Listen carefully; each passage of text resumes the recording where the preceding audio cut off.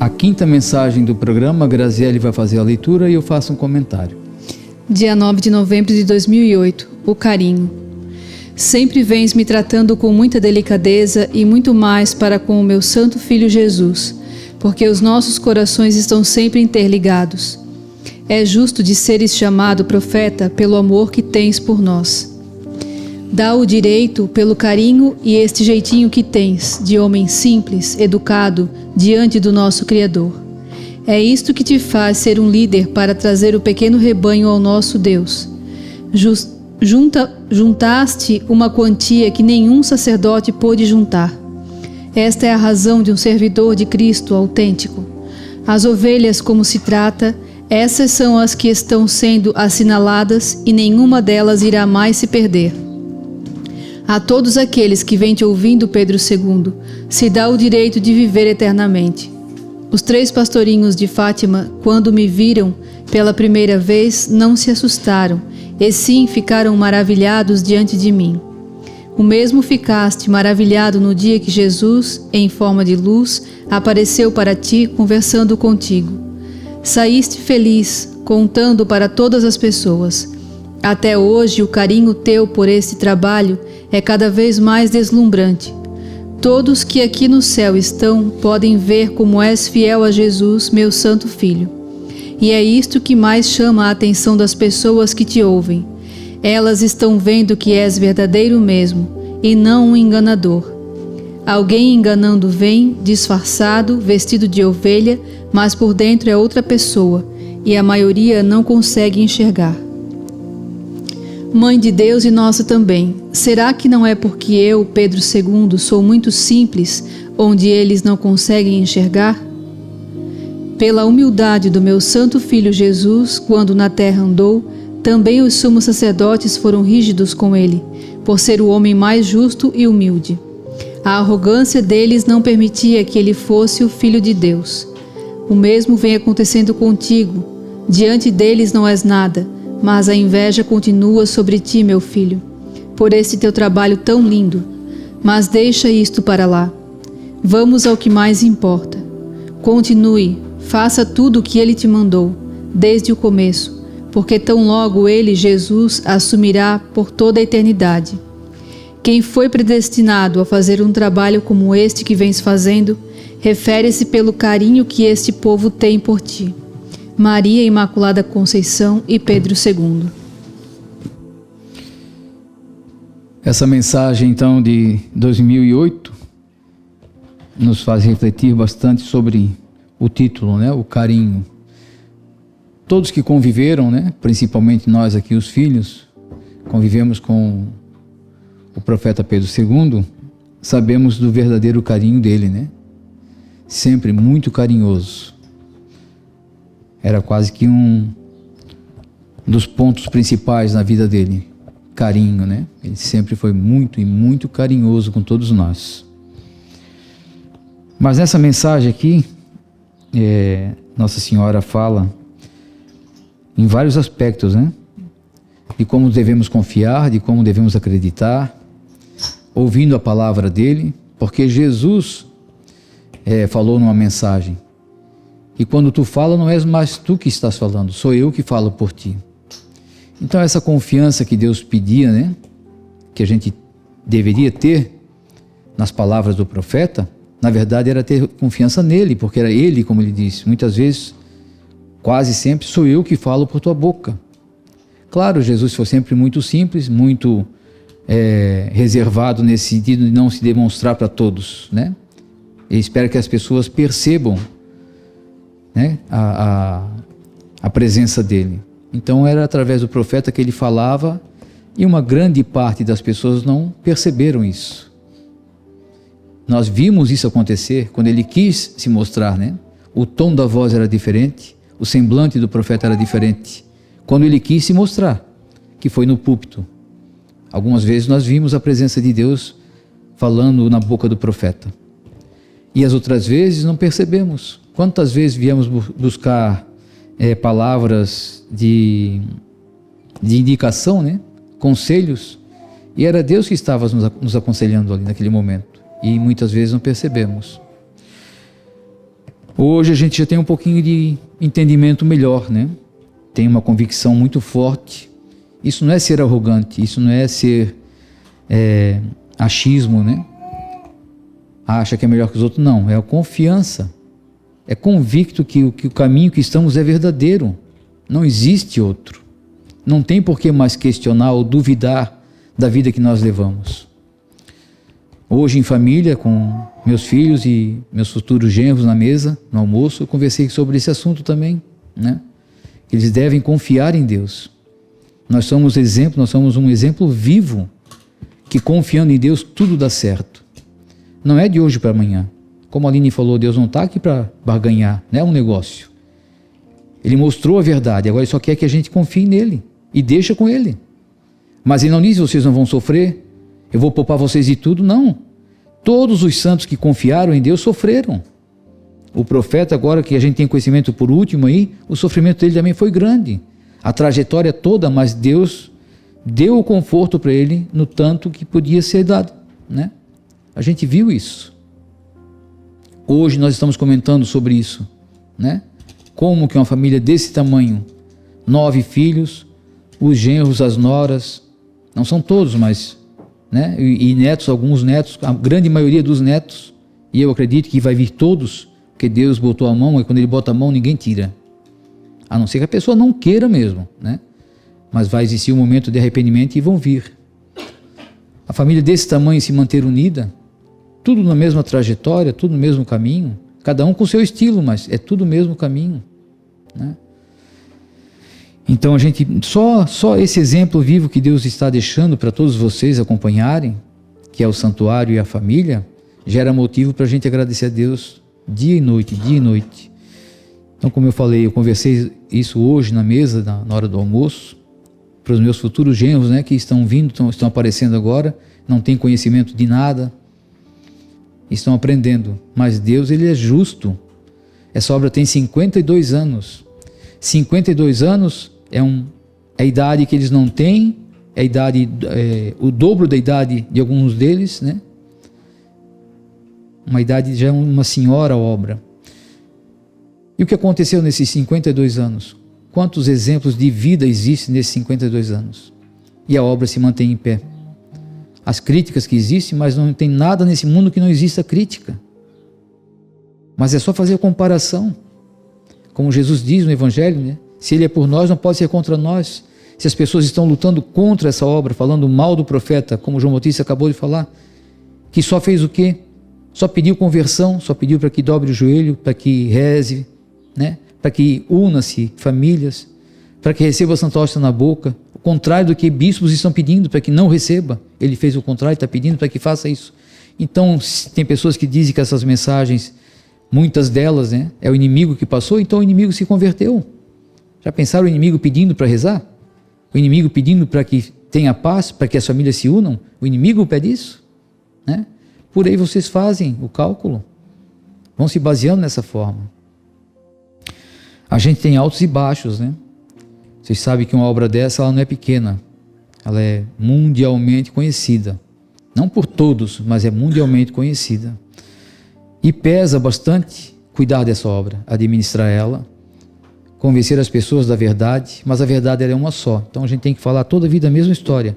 É assim, é assim, é assim, passa ano, é assim, para aquele que ouviu lá, quando o profeta ainda estava entre nós, ouve a gente falando hoje, é a mesma história, não pode ter diferença, né?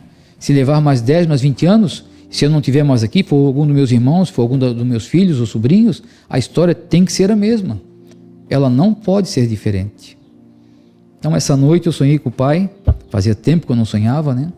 E no sonho ele nunca aparece assim o rosto dele para mim, só que eu sei que é ele, né?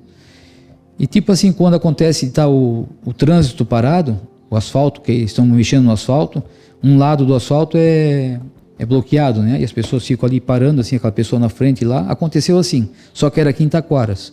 E eu estava com a van cheia, e o pai do meu lado, como sempre viajava, né? Ele do meu lado.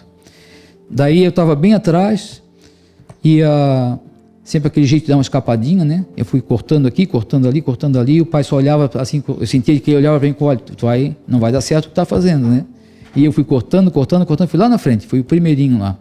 Só que onde eu parei era o lado que estava trancado, o liberado era outro lado. Daí o pai olhou para mim como quem dizia assim, quero ver tu sair dessa agora, né? Não falou nada. Só que daí o jeito que ele olhou para mim, quando eu parei o carro deu uma sentada grande assim, né? À frente dele.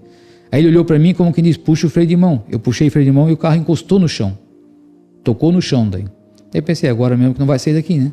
Já estou do lado errado ainda. Mas aquela certeza que eu sentia assim que ele estava do meu lado, tudo vai dar certo.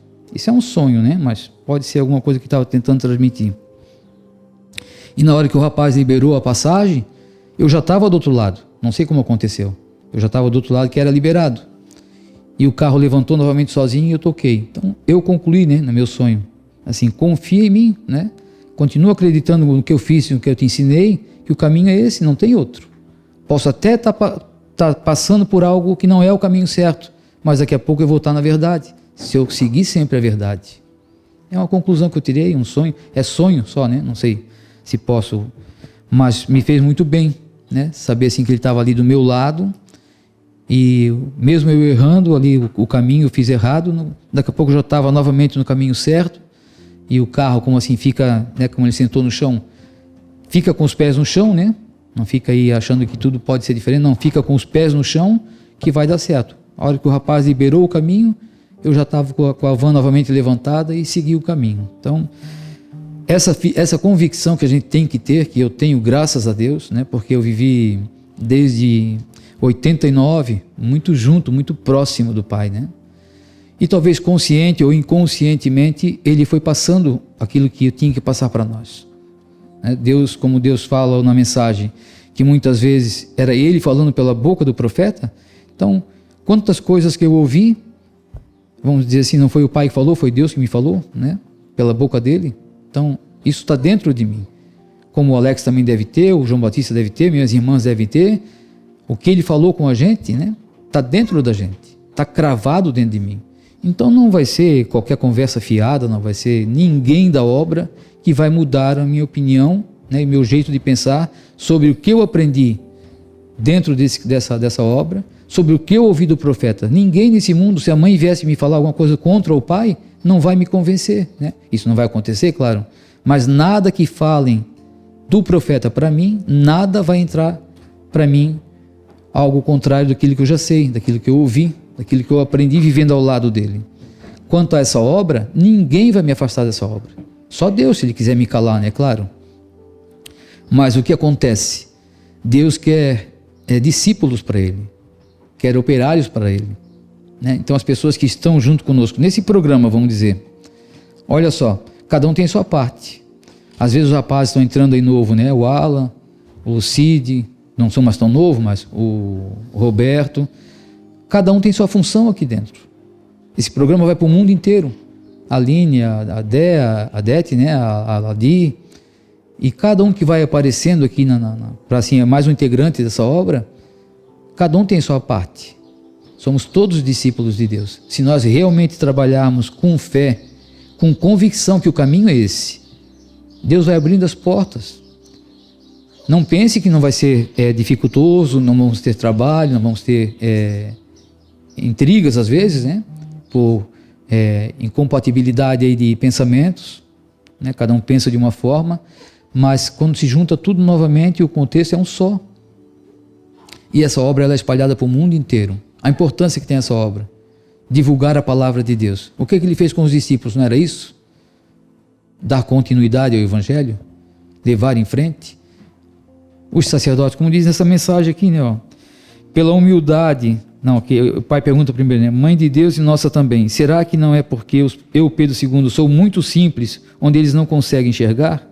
Pela humildade do meu santo filho Jesus, quando na terra andou, também os sumos sacerdotes foram rígidos com ele, por ser o homem mais justo e humilde.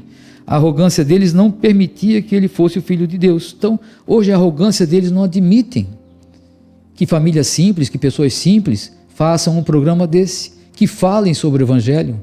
O profeta, né, o pai, quando falou com um primo da mãe, disse, não sei o nome dele mais agora, mas tu já lesse o meu livro? E ele com arrogância, eu leio o teu livro, Bento? O pai na hora já chorou. Por quê? Porque o pai era simples e humilde, ele era um estudioso, né? Tinha faculdade, tinha tudo, então eu vou ler um livro teu, mas nem olhou, nem sabe do que o pai estava falando. Olha a arrogância. Assim são esses sacerdotes, bispos e arcebispos e sei lá o que for. São arrogantes, não vêm buscar saber a verdade. Ou pegar essas mensagens e ler realmente. Vamos ver se isso aqui fala de Deus. Vamos achar um erro então na educação que o profeta falou. O profeta Pedro II. Vamos ver quem ele desvirtuou da igreja. Vamos ver quem ele escandalizou. Não vão encontrar. Porque na verdade eles não querem nem ler. Eles não querem dar o braço a torcer. A inveja é tanta que não admitem, né? Que Deus chamou um simples homem novamente, como chamou Pedro I, para passar a verdade. E essa verdade nós que estamos na obra sabemos. Então como a gente vai ouvir eles lá fora e deixar de ouvir essa verdade? Nós principalmente, filhos, genros, noras e netos, que convivemos desde o início quase, nós sim, os filhos, né, desde o início, mas genros e noras, quase o início dessa obra, eles estavam também ali junto com as mensagens, da obra não, mas das mensagens, né? Então é muito confortante quando a gente ouve alguém falar assim, parabéns para vocês. Não é para subir o nosso ego, é saber que as pessoas estão acreditando na nossa verdade, né?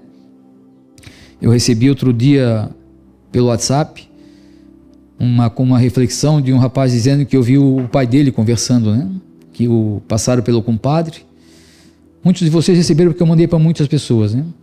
E o compadre falou, quer comprar um porquinho, compadre? E ele disse, eu não estou muito bem em situação. Não, leva o porquinho lá e a hora que tu puder acertar, tu acerta. Eu confio em ti. Ele disse, não, então tá bom. Aí chegou em casa, mandou o filho lá buscar o porco, né? E o filho foi lá buscar o porco e o compadre falou, tem 80 quilos de carne, o porco pesou 80 quilos, tudo bem. Quando chegou em casa com o porco, o pai disse, vamos pesar esse porco para ver se realmente tem esses 80 quilos, né? E tinha 95 quilos o porco. Aí o filho falou, né? Que bom, pai, já levamos vantagem, né? Já vamos ganhar 15 quilos. Daí o pai dele falou, não, o que o compadre falou? Eu posso pagar mais tarde porque ele confia na minha palavra. E eu preciso fazer jus a essa confiança. Eu vou falar para ele que é 95 quilos. Ele errou, né? E assim foi. Quando chegou o dia de pagar, ele foi lá, levou o dinheiro de 95 quilos. Aí o compadre começou a contar. Ei, espera aí, teu pai mandou dinheiro a mais. Era 80 quilos, teu pai mandou 95. Ele disse, não, o pai pesou novamente quando chegou em casa e o porquinho pesava 95 quilos. Aí disse, é por isso que quando dois homens honrados e do bem fazem negócio, nenhum dos dois está perdendo, né? E assim a gente vive nessa obra. Se nós realmente fizermos a verdade, fizer tudo correto como Deus pede, ninguém sai perdendo. Vocês confiam na gente, nós confiamos em vocês e o mundo vai para frente, né? A verdade vai para frente. Quantos de vocês investem às vezes, né? Como o evangelho de hoje, né? Que vai ser de amanhã no caso. Quase que o seu último investe aqui na obra. Mandam dinheiro. Já pensaram nisso? Eu vou pegar o meu dinheiro e mandar para outro lugar, que às vezes eu nem vou lá. Tem pessoas que nunca vieram aqui, mas mandam todos os meses, ou lá de vez em quando podem, mandam dinheiro. Porque a maldição do mundo é dinheiro. Queiram ou não, a maldição do mundo é dinheiro. E mandam para cá. Por quê? Porque confiam na gente. Confiaram no profeta e continuam confiando até hoje. E nós não vamos quebrar essa confiança. Se depender de mim, vou ser justo com vocês a vida inteira. Até a vinda de Jesus. E por que dá certo? Porque Deus está vendo que vocês são leais e aqui também tem lealdade. É dessa forma que o mundo vai para frente. Quando os justos se encontram, ninguém sai perdendo. É dessa forma que devemos agir. Então, se você faz algo por alguém, confie naquela pessoa e a pessoa confia em você, faça por merecer essa confiança. Eu recebo todos os meses, bastante pessoas, né? Não estou falando isso para me engrandecer não, mas elogiando que a obra continua em pé e está indo para frente. Mas uma bronca todos os meses, né? É um desafio todos os meses, que a gente não tem a certeza do amanhã, mas Deus não deixa faltar. Ele espera que a gente confie nele e essa confiança ele também faz jus, né? Ele espera a gente, não, eu quero ver se tu confia, e quando chega até o finalzinho do que a gente está necessitando, aparece. Mas todo mês é isso? Deus não sabe que eu confio nele? Claro que ele sabe, mas ele faz isso para servir de exemplo, para a gente não passar do limite, para a gente não se engrandecer, para a gente não ficar bobo, soberbo, né? Ele cuida ali, quem ama, cuida, né? E se eu sou um filho que ele me ama, então ele vai cuidar de mim também. dando discernimento. Quando eu estou quase pendendo de um lado para o outro, ele vai lá e puxa a orelha, chama a atenção. Através de quem? Através dos meus irmãos, através de um amigo, através de vocês.